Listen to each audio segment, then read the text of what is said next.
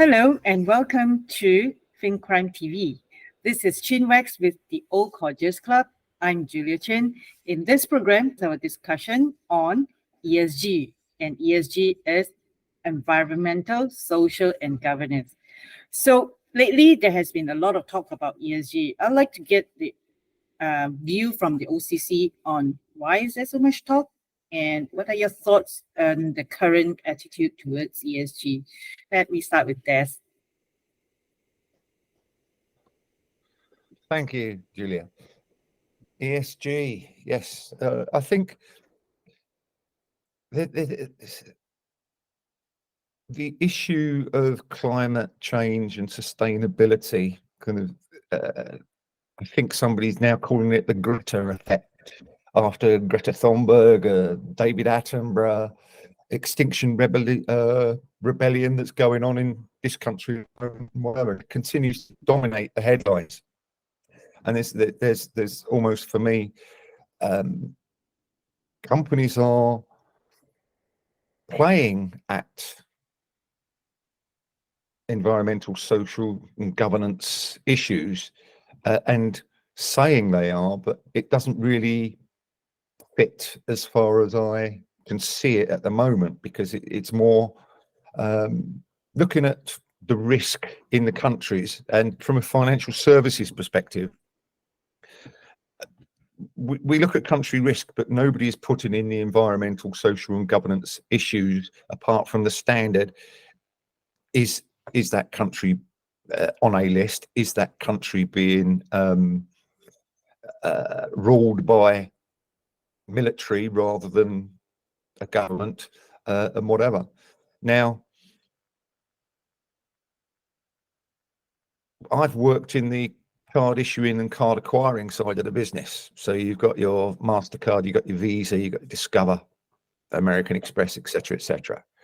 Everybody's probably got, ignore the unbanked, but many people would have a plastic credit or debit card in their wallets. And it's only that the card scheme only since 2018, so we're only talking 5 years ago, have started using recycled or bio-sourced materials, but they are still issuing plastic, which comes the environmental, social, and governance thing. It's the S that, for me, seems to be the issue as well, purely because, give you a perfect example of the country risks, or the risks that we're looking at. Most investors in shares want return on investment, but they say that they're looking for ethical responsibility within the companies whose shares they're getting involved in. Now, I did a brief analysis of year to date 2023, 11 months out of 12, the top 10 performing shares in the UK stock market. And of those top 10, there are, I think, 6 or 7 that I would ask the question, does that meet the ESG standards? AstraZeneca, should we talk about AstraZeneca? Thalidomide problems back in the 1960s, accused only a few years ago of bribing doctors in China and Russia to influence purchases of their drugs, one of the high performing ones. British American Tobacco, well, secretly paid politicians and civil servants in countries in East Africa, I think it was, to undermine anti-smoking measures. Does that meet ESG? Shell, BP, we all know about the immoral revenues, lobbying activities against climate policies. BP, we've talked about, I know, you know, the Deepwater Horizon oil spill, Nigerian fraudulent practices. And the other one that I can think of that I recall was Rio Tinto, RTZ, I think they're called now. Environmental scandals involving indigenous peoples in Australia, USA, South Africa, etc. None of that fits the ESG standards that the regulators are looking for companies, financial services, to get involved in. But I've just named 6 or 7 of the top 10 performing shares in the market in the year 2023, and most of those aren't fitting it. So I'm questioning how we're going about it. Julia? So I think from ESG perspective, while a lot of us understand that the E stands for environmental, I think here our focus should be more on ethics than really environmental. What are your thoughts, Mark? Thanks for that, Julia. Linking it specifically into financial crime prevention, counter money laundering, these areas, it is the ethics. And if you want how to do it badly, have a look at DWS, the asset subsidiary of Deutsche, and the Desiree Fixler whistleblowing, fantastic example of when companies say one thing whilst doing another. Because of our time constraints, I'm going to just hit 2 or 3 subjects in this area. Greenwashing, which is where a company or indeed a government, if I want to be controversial, says they will do something on the environmental, social, or governance side while lying through its front teeth. That is one that's going to hit financial crime compliance areas, much like internal audit will have to give life to the financial controls that will have to be and are being introduced, particularly into multinationals. This is an area of incredible complexity and is inevitably arriving at our doorsteps, whether we like it or not. The problem is going to be that as the end of cheap money globally has arrived, so people will be looking for returns, as Des has said, just as the geopolitical situation goes down a rat hole. Okay, we've gone from a unipolar superstate in terms of USA to multipolar, some of which are completely barking. Whether it is the conflict in Ukraine, the conflict in Israel, the conflict that may well arrive on Taiwan's doorstep. All of these are having an impact on the ESG targets agreed by some states and a lot of multinationals. All of this will have a sideways sort of ripple effect on financial crime compliance, because people are looking at greenwashing and the fact that people, some firms, for example, like Unilever, who've been the darling of the ESG sector, have been making no money or no real returns for their shareholders since 2017. These are all highly sensitive and ethical questions which may not be in the best interest of financial crime compliance departments to look at and to try and manage because of the highly sensitive nature. What they will get involved in, or they should do, is looking at where there is a difference between a company's statement and what they're actually doing, what they're financing, how they're financing it. That, I think, is where we are going to really hit some very sensitive issues. But what are your thoughts on that, Julia? Yeah, you mentioned about I think this is what I would call as something known as integrity risk, which is a new word that I have learned recently. Speaking of which, I think when it comes to walking the talk, it is not that easy. We had Enron. The last corporate values before it went down was integrity, communication, respect, and excellence. So I always love to quote Enron, because as much as people say this is what they do, sometimes it may not be true. Nigel, what do you think? I think that we're getting diverted, not we four. I think the world is getting diverted. For example, Lever has been so obsessed with trying to be woke that it no longer puts normal for hair conditioning, or for the condition of the hair. You know, if you've got normal hair, you don't know which shampoo to buy because they've decided that normal is not a word they want on their packaging. So I think we have to be sensible about the way that this is dealt with. And I think some companies are going too far. Now we have to bear in mind, Lever Brothers was one of the very first companies that had a proper social environment for its staff. Port Sunlight was a model town created specifically for Lever Brothers staff. Yes, Dent's is wave. You can't see this, but Des is doing this because he's got no hair.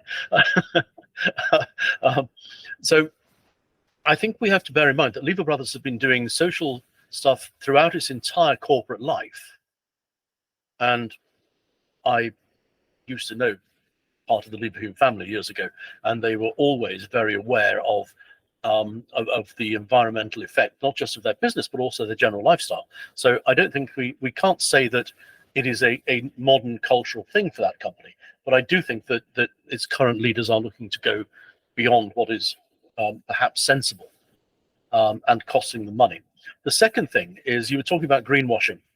Currently, greenwashing is not a crime, but I can see how it could become a serious problem for companies, because where they have a statement on their website saying this is what we do, their environmental impact statement or whatever, and then it's found that they don't, then that could be shown, that could be said to be misleading people that are termed investors, but mostly they're not investors, they're shareholders. And if that has an effect on the share price, then that could lead, particularly the US SEC, which is particularly hot on this, or ASIC, which is also hot, especially on greenwashing at the moment. It could lead to not only the companies, but also directors being, depending upon the local law, sued in the USA or possibly prosecuted in Australia for misleading the market, even its public statements. So I think that while it's not financial crime as such, in the sense that we normally mean it, I think that there is the possibility for it to fall within financial crime if it's in a jurisdiction which makes the idea of misleading the market through similar statements into a criminal offence. So I think there is a problem there. Mark, you were trying to come in. I'm just going to say you're absolutely right on the FinCrime side, but for a lot of the smaller and medium-sized institutions, it's a FinCrime stroke compliance department, risk management department, usually with a bolt-on of some kind, and that's where it's going to get you. And the issue is, as the money supply tightens and people look at the conduct of firms over the last 5 or 8 or 10 or 15 years, they're going to say, well, you're saying one thing and doing another. So it brings straight back into reputational risk. That's what I was particularly keen at. And with Unilever, and this is something that irritates some of the younger generations, you have all these issues sitting around complex international organizations, those, for example, in coffee, tea, or whatever. Now, no Unilever sold off its tea lot last year, blah, blah, blah. But you have complex supply routes which involve human slavery at some point if you are unlucky. Now, I'm a great believer in going to museums, and there's a great one in Dublin, and you wander in there and you go and see some of these fantastic talks, you know, the old neck charms that were produced by people 1,000, 1,500 years ago. No light, no electric power, these beautifully tooled neck bracelets. Brilliant stuff, fantastic. If you go to a room next door to it, there's a little room about one of the guys who became a member of the original IRA. Before he did that, he worked for the London Stock Exchange. He conducted 2 investigations at the behest of the London Stock Exchange into slavery in Brazil, in things like chocolate and coffee. So this has been around. The issue of slavery and of supply chains has been looked at and acted upon to an extent for over 150 years. Now, the old-fashioned way, which is what happened with the British Empire, was when Brazil was found to be doing this, we sent the Royal Navy along, parked them in a couple of the big ports, and Brazil sort of, yeah, actually, I think we will end slavery now. Still goes on, however. I think Nescafe got caught with it, not Nescafe, but Nestle's had an issue with it a couple of years ago, where when looking at their supply chains, they found slave-like conditions for people working in their some of their Latin American suppliers. So I'm just saying, always with us. It's going to be coming around, and I just want to see what Des has got to say. Yes, your reference to the companies with supply chains linked to even destruction in the Amazon rainforest, or slave labor in the clothing industry, and whatever, seems to be not thought of or as deeply concerning when people have their ESG statements. I've found it quite interesting that a perfect example in a financial crime world, for instance, is the risk ratings and the sanctions given to Russia, for instance, from the Russia and the Ukrainian war. That's had a massive impact on its own people within the country. They've got huge... The sanctions were about oil and movement of funds in and out of Russia, and it's their own people that are suffering because of the cost of supplies and getting very... the major political risks that we need to look at, whether it's a change of government, whether it's sanctions, whether it's legislative reforms, military control has happened out in Myanmar or whatever, they're not particularly... Financial services don't particularly take notice of the subtle, sometimes, changes in the environment that could detrimental to the country's financial stability. And that's an important thing that we need to look at. And just finally, just to finish on that, my one thing is that ESG funds that are out there, what people could invest in, some of the big ones, amongst its holdings will be the fossil fuel giants like Exxon Mobil or Chevron, etc., etc. Some of the ESG funds invest in, I don't know, McDonald's, Nestle, you've mentioned, whose supply chains are linked to the destruction of the environment. Nigel? I think that we had an ethical investment as a subject 10, 15 years ago, and it went quiet. And one of the reasons it went quiet was it was very quickly established that it's not feasible for there to be adequate information as to what is happening, particularly in multinational companies. And I think that it's very easy for us living in wealthy, developed countries to say we should impose those standards on everybody else. But when you're living in the middle of the Amazon, and maybe someone is paying you, maybe you're working for an industry where at the bottom end of it, $5 a day is a lot of money.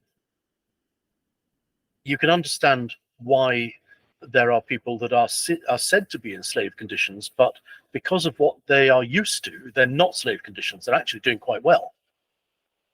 And it's very easy for us to impose our standards on people who do not have, on people who are used to much, much, much less. And I say that living in Kuala Lumpur, where a large number of people here are migrants working in the absolute bottom level of the jobs, earning pitiable amounts of money by our standards, but by their standards back home, the Bangladeshis, for example, they are more than happy with the money they're getting for working here, more than happy. And here they will live in squalor because they choose to. They could live in better accommodation, but they choose to live in squalor because they get to send more money home. So their choices are very stark. Earn more money and live in squalor and support the family, or stay at home and don't support the family. And it is unreasonable, I think, for people overseas, Americans looking at glove factories here, for example. I think it is unreasonable to say, you've got workers from Myanmar or Bangladesh, living in poor conditions, and we are going to say those are slave conditions. The bottom line is they're not slave conditions. They're not ideal, absolutely not ideal, but they're not slaves. And I think that we have a real problem with the definition that is being applied from well-meaning advocates in wealthy countries who literally have no concept what it is like for people who live in a country where 40% of the land disappears underwater twice a year. And I think from the modern slavery perspective as well is that I always feel that poverty has a lot to contribute to this. Is because, you know, some of the more developed countries, they are seeing child labor as something that is of a concern, but in a lot of families where they worry even about having food on the table for the next meal, they really don't care about whether the child goes to school, because that's the last thing on the list. From a Maslow hierarchy of needs, they are now only more concerned about the physiological needs, which is the most bottom rung of the hierarchy. Yeah, exactly. I mean, we have people who live at the top of the pyramid of needs, Maslow's pyramid, passing judgment on the way that people at the bottom, who are literally on subsistence, passing judgment on how they work and making a presumption that the people that engage them can afford much, and so to pay them much more. Well, the bottom line is they can't. But I think also on child labor, one thing that is very important to understand is there are, in the USA, there has been a prosecution, more than one actually, but there's one in particular, of a family that had a family-run restaurant, and the kids helped to prepare the food to go into the kitchen. Now, I live in Asia. This is, to me, perfectly normal. This is how you work with your kids to teach them. They work in the restaurant, or, I mean, my son used to help me deliver leaflets when we were in the UK. This is not using him for slave labor. It's teaching him a work ethic. It's teaching him responsibility. I don't have any question over children being used like that. I do have a question over children that don't go to school, that don't get healthcare, and are put into working in conditions in 12 hours in a hot factory. That's unacceptable. But it is not acceptable to say to people, you cannot teach your children by example through having them work in your business. I think that's completely wrong. I think you're right. It's the human rights risks, again, going back, looking at it from a compliance perspective. You know, we need to look at all of these things within the country risks as well. It's something else quite relevant right now going on in the UK is important conversations. I think even Elon Musk is involved about generative AI such as ChatGPT, which is the consideration are there threats to privacy, democracy, and even humanity? Because large investors in this business are starting to put pressure on the technology companies, as far as I know, to strengthen their due diligence and safeguards in relation to the human rights risks of AI, which may be something for another artificial intelligence, which may be something for another conversation another day. But environmental, social governance, this is a long subject, isn't it, Julia? It is really a long subject, and I think in this session, I would say that we are putting a lot here for some food for thought rather than to find solutions or even prescribe any solution to it. But definitely warrant a few more sessions on that. ESG.